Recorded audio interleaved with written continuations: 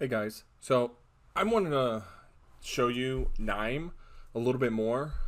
So this isn't to talk about the machine learning process because I don't think I'm that equipped yet to talk about different algorithms and what's optimized for what, but I do want to show this platform and show how easy it is to get up and running with stuff without having to get bogged down in the code. I still think knowing a programming language is powerful, but at the same time, when if you're an architect or an engineer and you want to be a really good architect, then maybe and there's still there's so many things to learn in that field itself that you can get into tools like this and not have to learn like a language and just all the nuanced things that would go into it, but you just want to leverage machine learning. And that's where I think something like this is really cool. I think it's a nice way to just jump right into it and start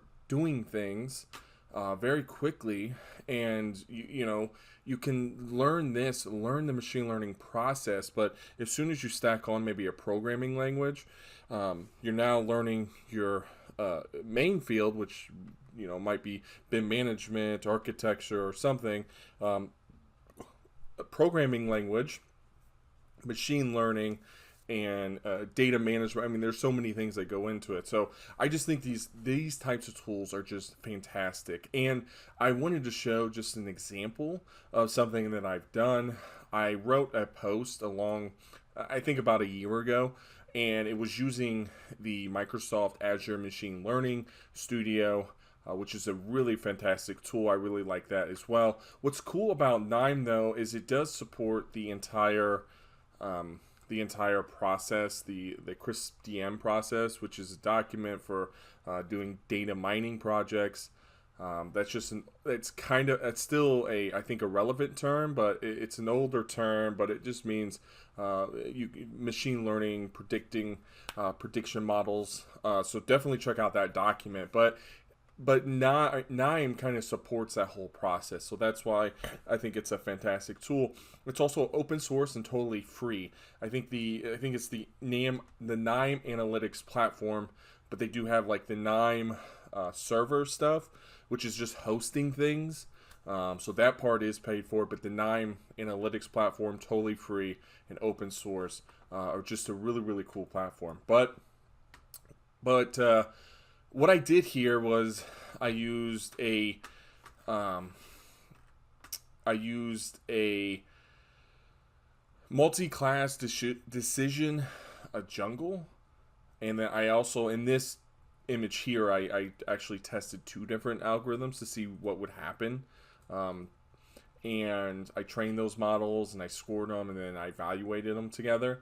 But what I was trying to do was just see if I could take this data, and the data was fake. It was generated, but it was based off of what I saw in a SQL database of of Revit. So I knew I could get the Revit rooms and I could get the content per those rooms.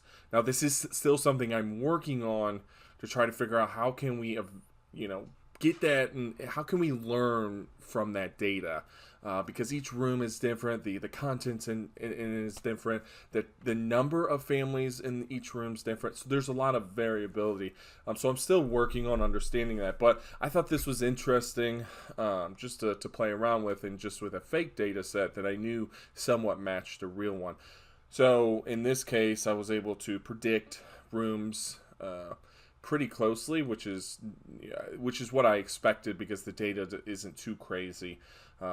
But I was thinking, okay, maybe I could do this in KNIME. So the first thing I did was I went into the examples, and in the examples you can't, and I'm having trouble expanding that, and I can't remember how to fix it. But anyways, there's examples that come with. Oh, this is probably why. There's examples that come with KNIME, and what I did was I searched for decision. I searched for decision tree, forest, different things, and the first thing I came up with was this decision tree predictor, and that's why you see some of these notes here. It's because I copied that from one of the examples into this this KNIME workbook here, workspace. And so I think that's a fantastic way to kind of get started. And so go to examples, copy that. I learned that from Keith McCormick in one of his courses on LinkedIn Learning, so definitely check that out. I definitely recommend those. But, he recommended if you had a specific thing you were trying to do or something you were trying to do, to search the examples, see if you could find something as a starting point. So that's what I did initially, and that would be getting the file reader, which I have an Excel file. And again, all of this is shared, so definitely download that if you want. It's all below in the description. You'll find a OneDrive link, and then you'll find a bunch of folders. Just find this specific one, talking about KNIME, room type stuff, and just go in there and download the KNIME workspace, the data, and you can even download this video if you don't want to watch it on YouTube. So file reader, partitioning, which is just splitting the data set, because we're going to be using 80% of that data to actually run through the random forest learner and the decision tree learner. And we're going to have 20% that's the ML model has never seen before, and we're going to use that to just evaluate the model, so that we could just test it and figure out how wrong we are. And then that's where we have the score, which we can visualize that information and look at our accuracy. So there's also an interactive table, and then this scatter plot. This is kind of interesting. This initially wasn't that it had low accuracy, but I remember random forests being a good one when you have like multiple categories. I think above like 3 categories is supposed to be a good one. So I put that in there, and I think that's the random forest is one of the ones I use in the Azure Machine Learning Studio. So anyways, we read in the data, we partition it, then we pull that into a model, then we run it in here and just test everything, and then we have our score. So I'll show you the data really quickly. So I'm going to reset this, and then I'm going to execute and open window. So this is our data. We have room types, okay? That's all of these, and then so we got office, bathroom, lobby, break room, and then family 1 all the way to family 15. Now this isn't how a typical data set would be if you pulled it from SQL, because each family would have different data, which I'm going to get into that. I have to look further into how I would do that, and how I would use that in machine learning. So that'll be something I'll look at, and I'll share what I find out. But this is just a test data set, and this would be the data set you can just download and play around with and use and see what you get. But this is kind of what it looks like. All right, so, and this is the scatter plot. So you can see here kind of what's going on. So we have the office, and then you can see what items are contained in offices. And you can see right off the bat, this data is pretty, it's pretty clean. I mean, it would be easy. I mean, for us, or for, any person, it would be easy for us to figure out what's going on, and what these rooms and items are correlated to. So it's not that difficult for the computer, but I think it's about picking the right algorithm, the correct machine learning model, so that it does work. So now let's look at the scorer for the decision tree. And so I'm just going to, yeah, that was it. Wrong. Let me jump back. Confusion matrix. Okay, so you can see here where the where it's kind of guessing, and so you can see right off the bat that it's got all the operating theaters correct, and so 21 guesses, but you can see here that it guessed 11 on break room, but 3 on patient room, 5 on lobby, and then you can see here you can see 3 for patient, or for operating room, 11 for patient room. So you can see it's not the best, and I can't remember where the accuracy is, so I'm going to reset that node real quick, and then just execute and open views.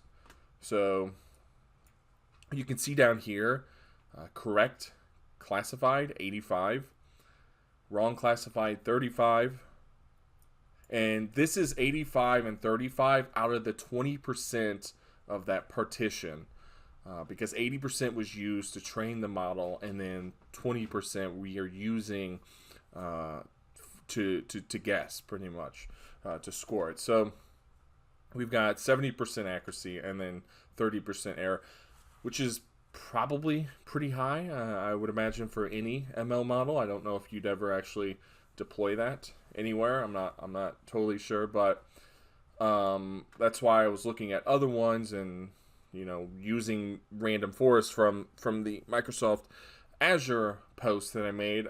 I looked for that, found this node, and then use that one, and I'll just show you that real quick. So I'm gonna reset that and just open up view, and you can see that it's 100% accurate, but it kind of makes sense. I mean, you saw the data. It wasn't wildly crazy. The variability wasn't so super crazy, but more or less this is just a test to start to see if we can evaluate this data and what's the best route to go, and that might change depending on the real data that we use. So I'm going to start working on that eventually and getting that data together, evaluating it, and seeing what we could do with it. But it's just one step at a time, because I really want to understand each little piece, getting the data, cleaning the data, prepping it, and that's where I think Crisp DM comes in really handy, because it does guide you through that process. So I definitely